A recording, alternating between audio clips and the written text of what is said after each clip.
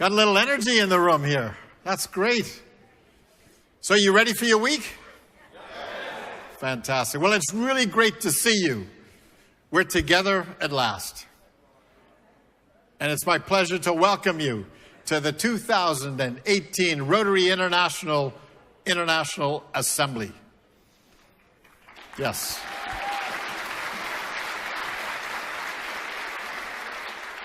You know, I had an incredible moment yesterday. I'm in the lobby of the hotel, and I'm seeing the district governor-elect's couple start arriving into the hotel. And I'm standing there with our CEO, John Hugo, and I turned to him and I said, well, here we go.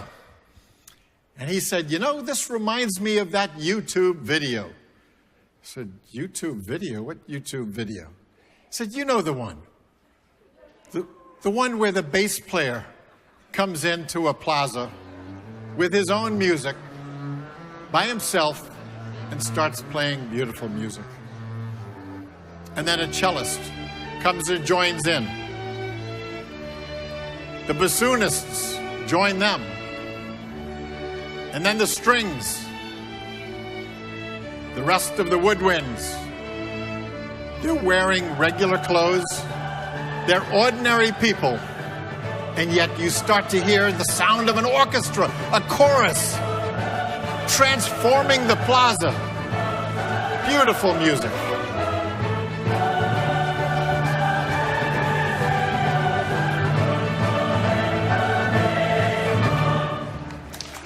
And then another couple walks in the door. And I could almost hear the music begin as you're coming together to join for our year. You've come from every corner of the Rotary world. You've come to begin our journey together, which I could not even imagine 6 months ago. July 1st of this Rotary year, you and I and all of Rotary thought someone else would be standing here tonight. President-elect Sam.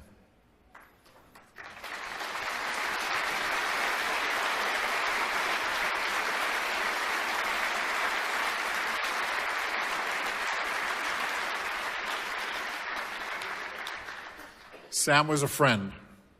Sam was a hero to the Rotarians in Africa. His brilliant smile, his gentle spirit was known and loved by everyone. He called himself an incorrigible optimist who believed in the goodness of the world and the power of Rotary to make it great. We're here to carry forward Sam's work, the work of Rotary, to carry forward the lessons that we've learned over the last few months. The lesson that the work of Rotary doesn't begin or end with any one of us. We've been given the responsibility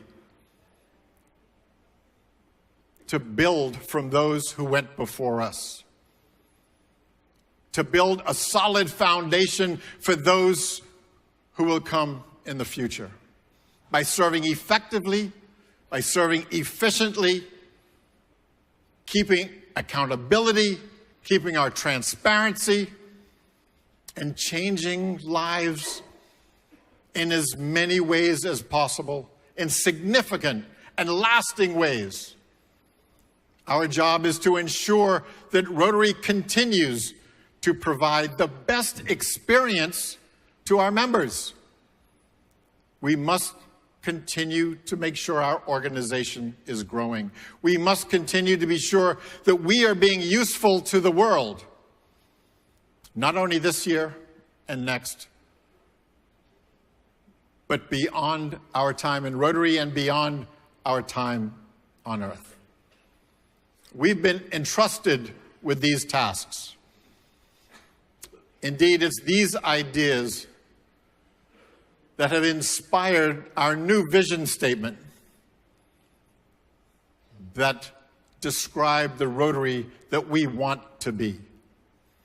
Together, We see a world where people unite to take action to create lasting change across the globe, in our communities, and in ourselves. We unite because we know that together we can do so much more than we can by ourselves. We take action because we're not just dreamers, but we're doers. We're people of action. We create lasting change for the good of the world that will endure long after our involvement has ended.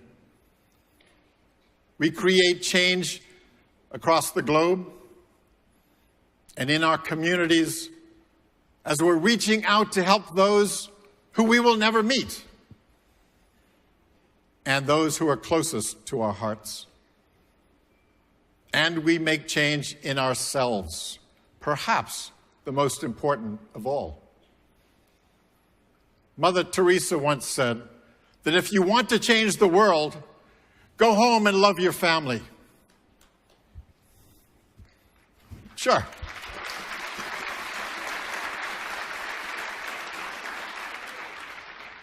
Because change starts within ourselves and then moves outward. This is powerful. We need to take this to heart because we want to be taking care of our organization, our family. We all know that our membership has hovered around 1.2 million members for the last 20 years. We haven't grown our membership, and our members are getting older.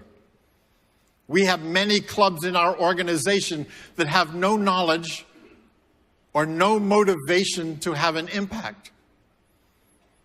We have clubs that don't know the global level of work that Rotary does. We have clubs that don't know our programs or our foundation. They don't even know how to get involved. We are a membership organization. And if we want to be able to serve, if we want to be able to succeed, then we have to take care of our members.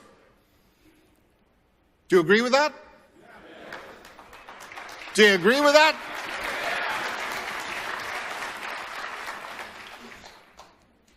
And your job isn't to fix every problem for your clubs on your own. You're here to inspire your clubs, to inspire your Rotarians, to want to do more, to want to change, to want to reach their potential. Your job is to motivate them, to help them move forward. As a Bahamian, the sea has always been something very special to me. The sea represents distance and represents connection. And when I stand on the edge of my island looking out over the sea, I imagine somebody in another island, another country, on the edge of their island, looking out over the sea. We may have different nations, different cultures, different languages, but the sea is the same. The sea gives us a sense of connection, a sense of inspiration, a sense of longing for something that's just out of reach. And yet, it's much closer than we think. I'm asking you to inspire your clubs and your Rotarians to do greater things, to do more than we've ever done before, to be more, to create something that goes way beyond us and what we do. Antoine de Saint-Exupéry put it, if you want to build a boat, don't start by collecting wood, cutting boards, and assigning tasks. Start by awakening in the soul of your workers the longing for the vast and boundless sea. Now, your job isn't to build a boat. Your job is to build a better world. To build a better world, you need to awaken in the souls of your Rotarians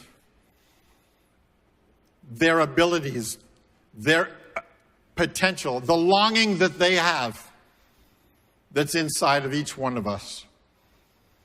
We don't begin by planning. We don't begin by assigning.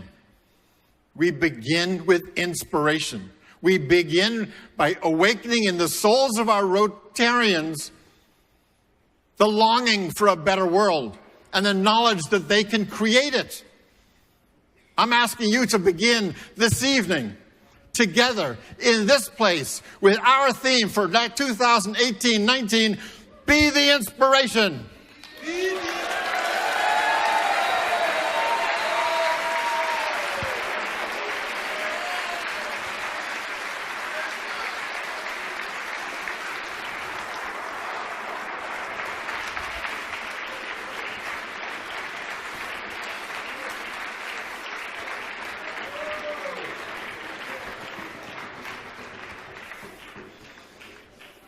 I'm asking you to be inspired by our motto of service above self and to inspire others to action with your words, with your deeds, to inspire those to know that what we need today is to make Rotary stronger. Some of you ask, well, how do we inspire people? And for that, I ask you to make the radical leap to leadership. 4 elements. The first being love. Caring, empathy. You need to show that love to yourself, to your family, and to Rotarians. Second is energy, enthusiasm. We've got to be out there with our enthusiasm. When you go home and talk to your Rotarians, they've got to feel your passion for Rotary. Can you do that? Yeah. I also ask you to be audacious. Audacious being that challenge yourself with goals you didn't ever think you could do, but you probably can. And finally, show proof. Proof being that you lead by example. You can't stand before your Rotarians and ask them to do things that you have not done or would not do. Lead by example. I want to see Rotary be the inspiration for our communities, to have transformational impact, to do research on the real needs, to involve all of our participants. I want to see us build a stronger organization, to do a better job of telling our communities who we are, what we do, leveraging our social media so we can get our message out to all those who want to hear it. I'm asking you to work harder than ever to make sure that our Rotaract becomes a vital force in the world of Rotary.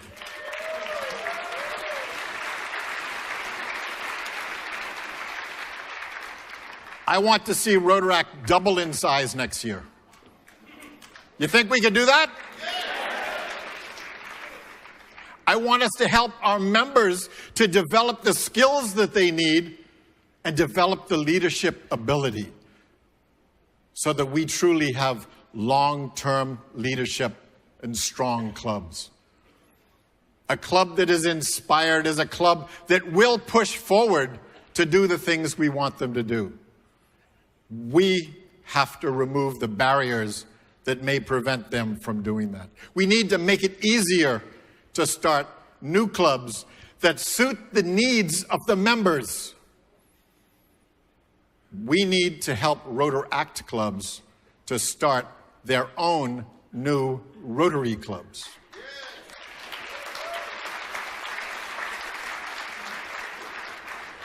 Right now, they're leaving Rotary because they're not seeing a club they want to be a part of.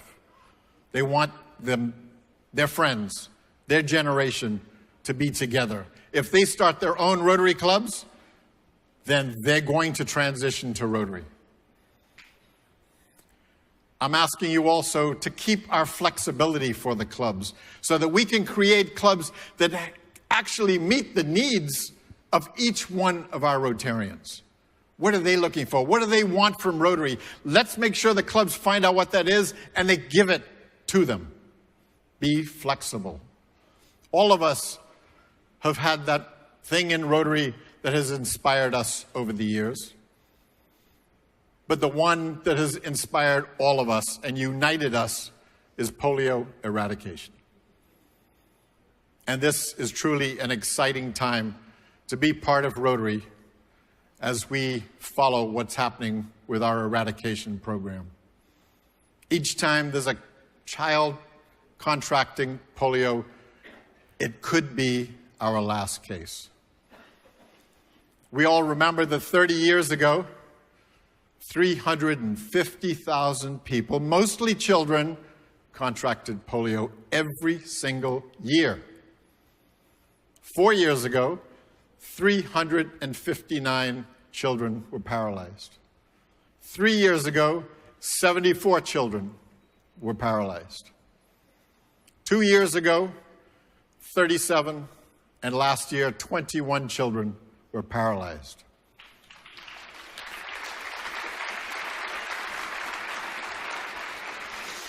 Today is the 14th of January, 2018. How many cases of polio have we had this year? 0.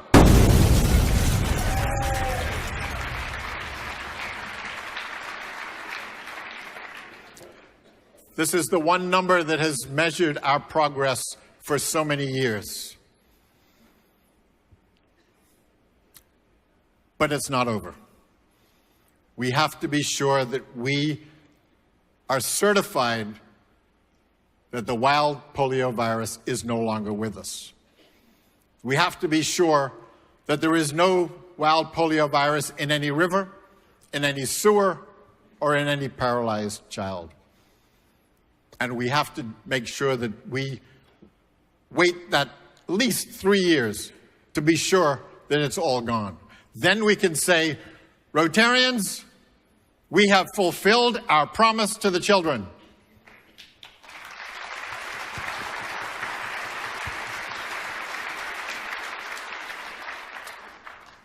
But during this time, we have to keep everything going. We have to continue to immunize 450 children every year. We have to continue the surveillance of any children who are paralyzed. We have to continue the surveillance of our water supplies. We have to maintain our labs in place. We have to maintain our staff and our infrastructure. If we don't do that, we risk it all. Do we want to risk it all? No, we don't. But I'd like that a little stronger. Do we want to risk it all? No. Thank you. This will be the end of one disease, but a new chapter in Rotary. A chapter where sustainability is front and center. Sustainability has become the watchword of Rotary because we want the good to last. We want our world to be better. Not just here, not just for us, for everyone, for generations.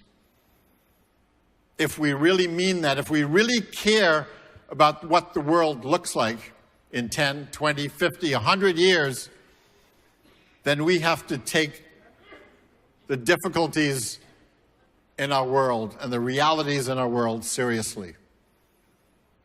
Pollution, environmental degradation, and climate change have had serious impact on our 6 areas of focus.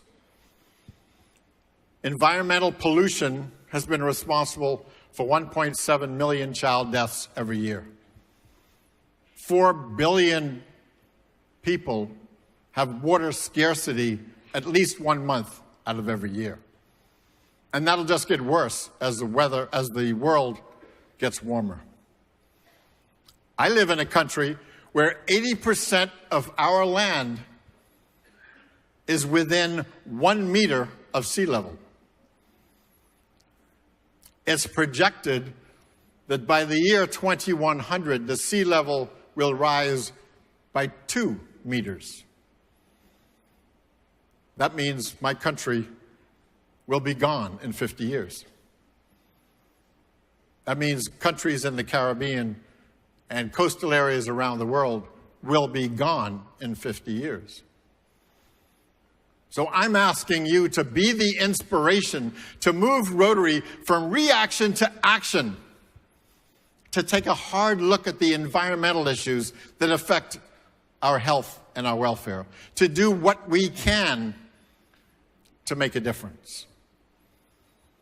Sustainable service means looking at everything as part of a larger system, as part of a larger global ecology. It means helping to build stronger and more resilient communities. It means doing everything that we can to make sure that the good we do now is leading to better lives tomorrow and beyond. So I'm asking you to be the inspiration in your clubs, in your districts, to show them what we can do, what we can be. To be the inspiration to your countries, to your communities, by coming together, taking action to create lasting change. I'm asking you to be the inspiration because together we will inspire the world. And I thank you for everything you're going to do to make our world a better place next year. Thank you.